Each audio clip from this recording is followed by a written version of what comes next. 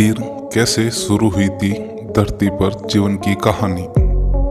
एक अनुमान के अनुसार कहा जाता है कि धरती की उम्र 450 करोड़ साल है।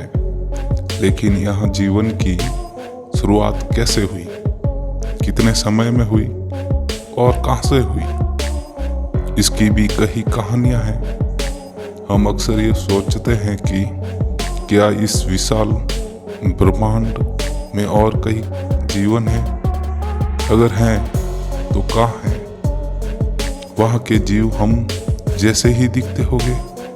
धरती की उम्र कुछ 450 करोड़ साल के आसपास अनुमानित है। कहते हैं कि मानवीय मस्तिष्क समय और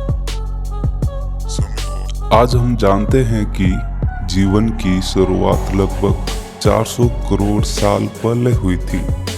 यहाँ कहाँ हुई थी, इसको लेकर वैज्ञानिक के पास अलग धारणाएं हैं, पर उनमें से एक प्रबल धारणा कहती है कि जीवन की शुरुआत समुद्र की सतह पर हुई थी। हमारे यह अनुमान कहते हैं कि जीवन तक पहुँचने का सफर धरती पर जल्द ही कर लिया गया है। ऐसा इसलिए है क्योंकि पृथ्वी के बनने के बाद कुछ समय तक हमारे ग्रह की सतह पर उथल पुथल चलती रही। इसी दौरान गर्म पिघलती धातु और हवाएं बहती रही।